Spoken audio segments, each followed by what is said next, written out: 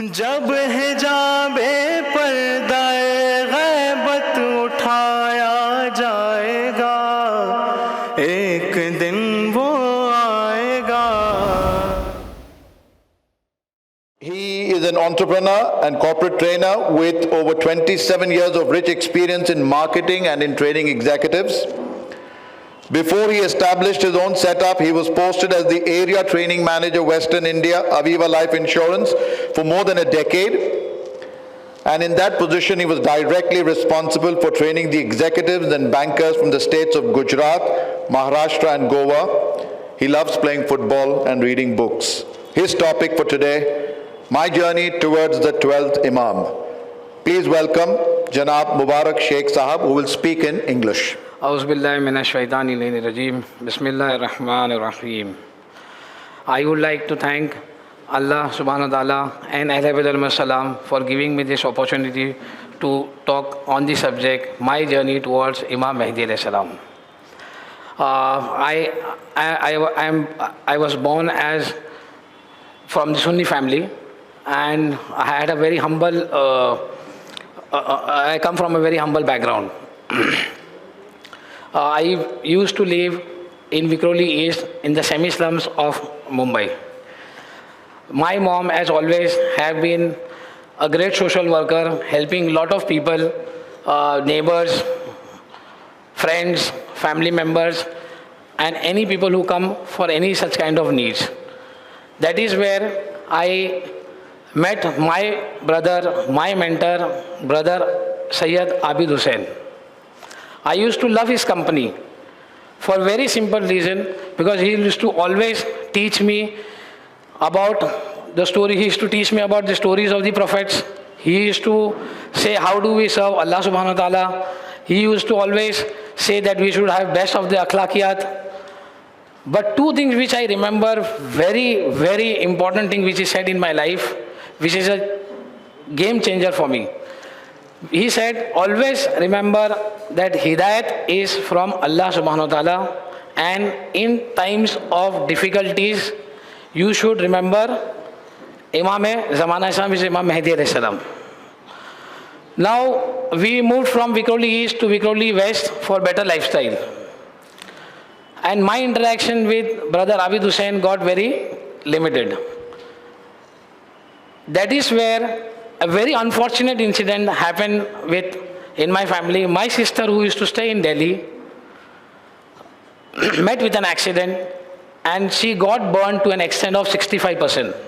Now 65% in medical terminology means near death.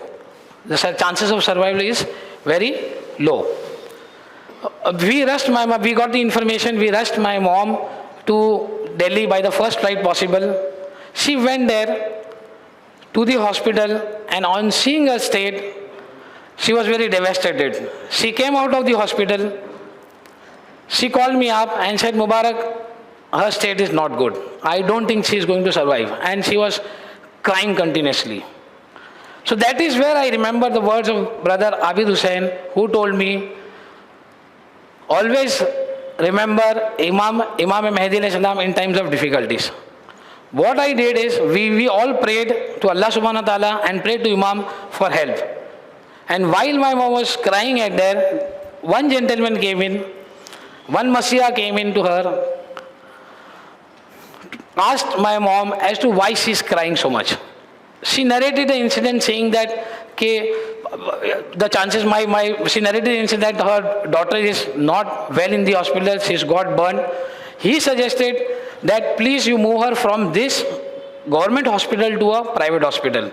Now with limited resources, with limited help, my mom could actually move her in Delhi from a government hospital to a private hospital. In the meanwhile, while she was there in the hospital, my brother Abid Hussain, my mentor, he came all the way to Delhi from Mumbai. He stayed there for a week. He prayed for her and also suggested us that you recite Ziyarat Yasin, you recite Surah Yasin regularly, and also various forms of Ziyarat. Now we started doing that, and fortunately my sister survived the scare and she's alive today. But after a couple of months, another very unfortunate event happens in our life. My brother Abid Hussain, who was my mentor, got seriously ill. He was hospitalized, and while I was there with him in the hospital on the last day, where we were trying to get him all right. I was rubbing his chest. His brother was there on his legs, rubbing his legs, but unfortunately he expired. And that is where I got the shock of my life, saying that life is uncertain. One case where my sister was supposed to die, survived, and never in the wildest of the dream we would have thought that she would survive. My brother will die. Unfortunately expired. That is where I got the shock of my life. I thought, who's that Imam which always brother Abid Hussain used to tell me? And he used to always say that as a reformer known as Imam Mahdi alayhi salam. So I started my interest, I got very curious on understanding who's this Imam Mahdi alayhi salam. And he used to always say there is a concept of a reformer. So I thought to myself, what is the concept of a reformer? Is the concept of a reformer only in Muslim religion, or it is there universally?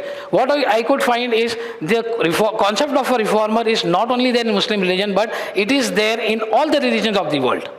If most of the religion of the world is waiting for a reformer, some call him as Kalki, some are waiting for Krishna, some are waiting for Avatar, and the Christians are waiting for Christ. So I thought, let me see on my books, what is there in my books. So I continued my journey on doing more research on the subject, only to find one ayat from the Quran which says, on the day we shall call every people with their Imam. Surah Isra, Bani Israel, ayat number 71. Now I got more excited and more curious on understanding who is this Imam with whom I am going to get raised. With no idea, I started my research, doing more and more of studying. And that is where I chanced upon a hadith from the Ahle Sunnah books saying, from the Holy Prophet Sallallahu Alaihi Wasallam saying, I am leaving behind two weighty things. One is the book, which is the Holy Quran, and the other is the Ahle Bayt. Now another concept of Ahle Bayt, which nobody was talking to us in our circle, in the Sunni circles. Nobody was talking about it. So I thought, what to do now? So then I started my journey on understanding who is this Ahle Bayt, whether this Ahle Bayt, who are these Ahle Bayt. And then I chanced upon another hadith, I chanced upon knowing that this Ahle Bayt are basically the Panjatan Panch at that point of time. So who are the Panjatan Panch? The Holy Prophet Sallallahu Alaihi Wasallam is number one. So I continued my studying and understanding that if somebody who does not believe in the Ahle Bayt, Rasulullah Sallallahu Alaihi Wasallam, then he is not a Muslim. Number two, from the Ahle Bayt is Imam Ali alayhi salam. Now the fazilat of Imam Ali alayhi salam is such high that there is a hadith from the Holy Prophet Sallallahu Alaihi Wasallam saying, I am the city of knowledge and Ali is his door. So if somebody has to enter into city, he has to enter through the door. The second fazilat which I could find about Imam Ali alayhi salam was that Imam Ali alayhi salam is the only one person on this earth who is born in the Holy Kaaba. Third, I chanced upon, and this is all from, I'm giving references from all the Ahle Sunnah books only. Number three, what I could find is, then there is a mention of Imam Hussain alayhi salam, Imam Hassan alayhi salam. Now they are the chief of Jannah. Then I chanced upon another hadith saying that the chief of Bi Fatima Salamullah alayh is the chief of Jannah for the ladies. Now Allah subhanahu wa ta'ala has given them such high lofty status to the Ahle Bayt alayhi salam. So now what do? Do I take my knowledge from the Ahle Bayt alayhi salam, or do I take my knowledge from someone else? Now, very one pertinent question which came to my mind regularly is when Allah subhanahu wa ta'ala is saying in the Quran, Holy Quran, it is mentioned that you will be raised with your Imam, then who was the Imam of Bibi Fatima Salamullah alayha? And this I couldn't get an answer from anyone, although the answer was very clear, still there was no answer. Then I said, let me see, while my heart agreed, while my mind agreed to thinking that the Ahle Bayt are the righteous people, but my heart did not agree, to be very honest. So I said, let me see whether there is a concept of Imam Mahdi alayhi salam, is it there in the Ahle Sunnah books? And only to find, there were several hadiths which I can quote from the Ahle Sunnah books which I could find. The Holy Prophet sallallahu alaihi wasallam says, this world will not come to an end till an Arab from my progeny will rule over it, his name will be my name. The hadith is mentioned in Sahih Tirmizi, volume 2, page 46. Number second hadith, very important hadith. After me there will be 12 caliphs and all will be from Quraysh. This is mentioned in Sahih Bukhari, Tirmizi, Sunan Ibn Dawud and Sahih Muslim. Number 3, now this is very, very important hadith. Very, very important hadith. The hadith which says that Mahdi will be a descendant of Fatima Salamullah alayha. Number 4th hadith which I could find, and this hadith summarizes everything what I have spoken about. It summarizes one who dies, one who denies the reappearance of Mahdi is a unbeliever, he is a kafir.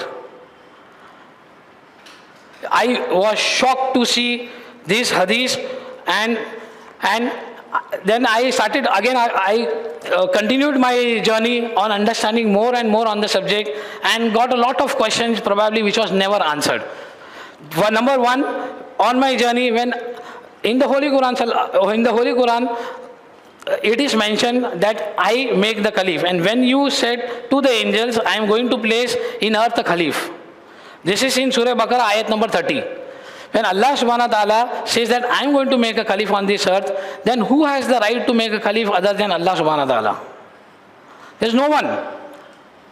Who could make this, right? And as a process, as we call in the corporate language, the standard operating procedures. Standard operating procedures generally followed everywhere. So Allah subhanahu wa ta'ala also follows the same standard operating procedures. So when He has made the Khalif from Adam alayhi salam, He is made the Khalif as Adam alayhi salam. First He has sent always Hidayat and then the people. And time and again, He has always one prophet after another prophet, one prophet after another prophet, one prophet after another prophet have always appointed their successor. So do you think that the Holy Prophet sallallahu alaihi wasallam will not make a hadi and Allah ta'ala will leave us without hidayat? That is impossible. Secondly, second question which I would like to say is the importance of will. The importance of will. When Allah subhanahu wa ta'ala in the Quran, Holy Quran says that making will is important. So would Holy Prophet sallallahu alaihi wasallam made a will, or he wouldn't have made a will? And if he has made a will, then what is his will? And why is people not discussing about it? So it is very evident that is a will where he has categorically mentioned that the first Imam after me would be Imam Ali alayhi salam, and the last Imam will be Imam Mahdi alayhi salam. Number three, I am running out of time. Number 3 basically is, finally, where do we take our knowledge from? Do we take our knowledge from Ahle Bayt alayhi salam, or do we take from somebody else? Very simple. I would like to quote a very simple example and close on this.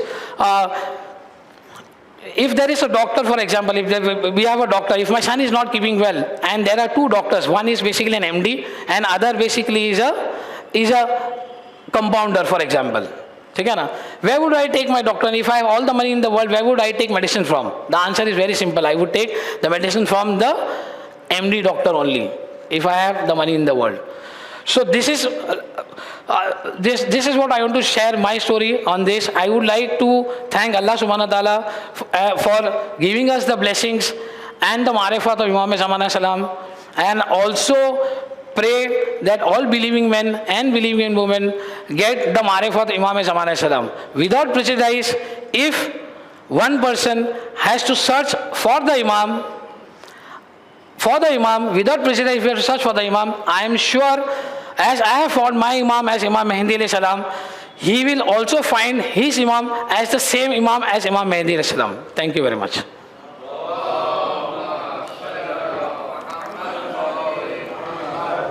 On behalf of 12 Talks and the Promised Mehdi, we would like to honor you with a small token of our appreciation.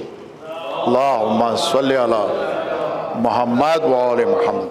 Thank you, Janab Mubarak Sheikh Sahab, for taking us through your journey. Summarizing his speech, he said that he was born in a Sunni household and who converted later. Spoke about how he got hidayat, how he turned to Imam Mehdi alayhi salam in times of difficulty, which helped to strengthen his faith. We appreciate your sharing this journey with us.